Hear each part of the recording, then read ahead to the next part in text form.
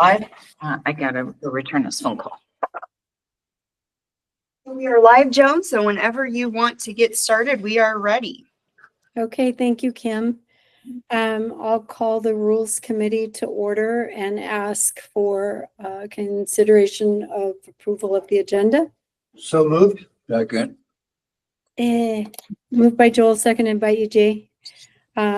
Those in favor of approval of, were there any questions or comments regarding the agenda? Those in favor of approval of the agenda as presented signify by saying aye. Aye. Motion carried. The agenda is approval. The agenda is approved. The next consideration is the approval of minutes from May 15, 2025. Move. Second. Moved by EJ, seconded by Joel. Thank you. Any comments regarding the minutes from May 15? Okay, those in favor of approval of the minutes from May 15, 2025 as presented signify by saying aye. Aye. Aye. That motion carried. Okay, this time I will open up for public comment. Are there other people in attendance? Kim? There is no one else on the line and there is no one else in the room. We've received no requests for public comment. Okay. Hearing no request for public comment, I would close the public comment period. The next item, actually only item, is discussion of the status of administrative rules. And I'll turn that over to you, Kim. Thank you. This will be pretty quick. I think all the work to get the rules where they are has been good, has been moving forward. So we're at a really great place right now where we're looking to move these rules from the regulatory analysis process to the actual notice of intended action or rulemaking process. So just to kind of bring everybody up to speed on where we're at, you probably recall that we published the regulatory analysis in the Iowa Administrative Bulletin, which triggered a public hearing comment. The first set of regulatory analysis that was published was everything but Chapter 8. So when that public hearing was held, which was on June 3rd, there was no public comment on the regulatory analysis. And just so you know, the regulatory analysis also includes the rules themselves. So people are seeing not only that regulatory analysis, but also the rule itself. No public comment. No one was on the line. Nobody submitted any in writing. So that left Chapter 8, which we approved later because there was a change in Chapter 8 and we wanted to retain that closed session notice language. So Chapter 8, then, the regulatory analysis was created. It was published in the Iowa Administrative Rules Bulletin, and that also triggered a public hearing, which was held on July 15th, so this week. There was, again, no public comment, none in writing. So we have gone through the entire public comment process for the regulatory analysis. Now, some of what I contribute to not having public comment is the fact that we had meetings with stakeholders and presented them with the rules in advance. So our stakeholders are all aware of what's going on.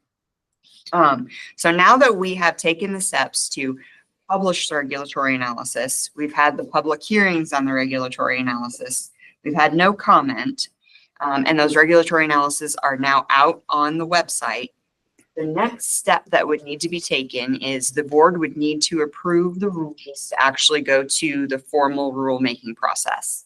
Now, step one of that is they would go to the governor's office for review and approval, and then we would file what's called a notice of intended action. And that means that notice of intended action, much like the regulatory analysis, would be published in the Iowa Administrative Bulletin. It would trigger another hearing. And it will set off a series of steps to actually turn these drafts into rules. So what we are seeking today is a recommendation from this committee to take to the board today to move these draft rules to the official rulemaking process, which is the next step. If anyone is interested, I do have copies of all the regulatory analysis that published, but they're absolutely consistent with everything that this committee has reviewed. And without any public comment, there wouldn't be changes to them. The last thing I just want to mention before board discussion occurs on this, or committee discussion occurs on this, is I did create a memo with the supporting documentation for the incoming executive director to bring her up to speed on everything that's gone on with the rules and where they are. The one thing that I wanted to point out to her, and so I'm also going to point it out to you, is when we crafted these rules, we were pretty solid that the administration would not change. In other words, Governor Reynolds would continue on as our governor. And that's important because a lot of our common agency rules, things like contested case, rulemaking, petitions, things like that, all those common rules that span across every single agency in the state of Iowa, we opted to say, legislation passed 2 years ago, there's going to be a meeting between the Attorney General's office and the code editor to create new uniform rules, and we'll tag on to those when those drop. The reason why it's important to talk about this is because I think the governor's office was really instrumental in making sure that occurred and that these common agency rules that would be drafted would be spearheaded. I don't know what's going to happen. I don't know if that will drop now, if the next governor will have a priority that those uniform agency rules get drafted. I think what we talked about is that even if those rules don't drop, there's still code that supports the processes. So there's still Iowa law that supports all those common agency processes. So I don't think it's anything that anyone should have heartburn about, but I do want to point it out to the executive director in case she doesn't have the same level of comfort that we do in relying on that process and that new set of uniform rules. So I just wanted you to be aware that I pointed that out to her in case it comes up. But where we sit right now, I feel solid in having a good set of rules that have gone through the regulatory analysis process and that are prepped to go to the next stage. So I will pause there. Well, it seems to me you got to assume what's in place. If you don't, then you're just guessing. So as far as I'm concerned, I think intelligent minds couldn't disagree with the process that we've taken, but if I missed something, let me know. Well, I think the record ought to show we responded to what we had. And it's in legislation that passed, so. Anyway, don't have any other comment? So are you in need of a motion to recommend to the board? I make that motion. Second. Okay, EJ made the motion to recommend advancing administrative rules to rulemaking to the board. Is that right? That's right. Okay, and EJ seconded. Is there discussion on this motion?